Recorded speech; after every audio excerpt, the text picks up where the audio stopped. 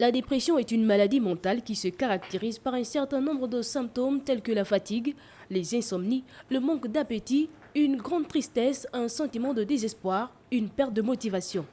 Ces causes sont de plusieurs ordres. La dépression, c'est à l'issue d'un événement qui vous perturbe, qui va vous conduire vers une situation d'incompréhension, qui fera en sorte que vous soyez beaucoup ému.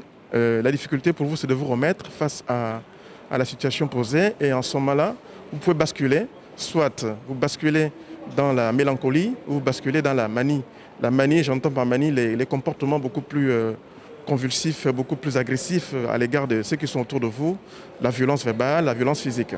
Donc c'est ça ce dont est capable la dépression. Avec ces restrictions, la Covid-19 a fortement impacté le mental des uns et des autres. Avec le confinement qui a été imposé depuis 2 ans, beaucoup ont été coupés de leur environnement social.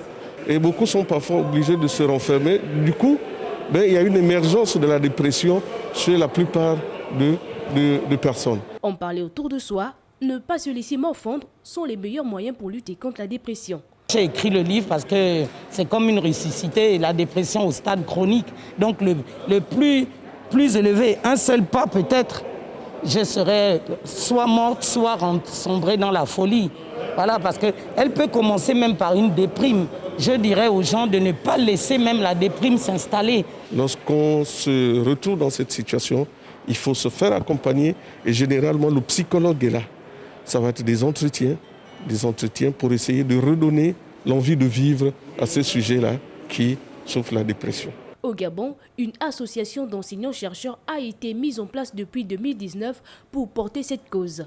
Elle se donne pour objectif de prendre en compte ce volet de santé mentale qui tend à être laissé pour compte.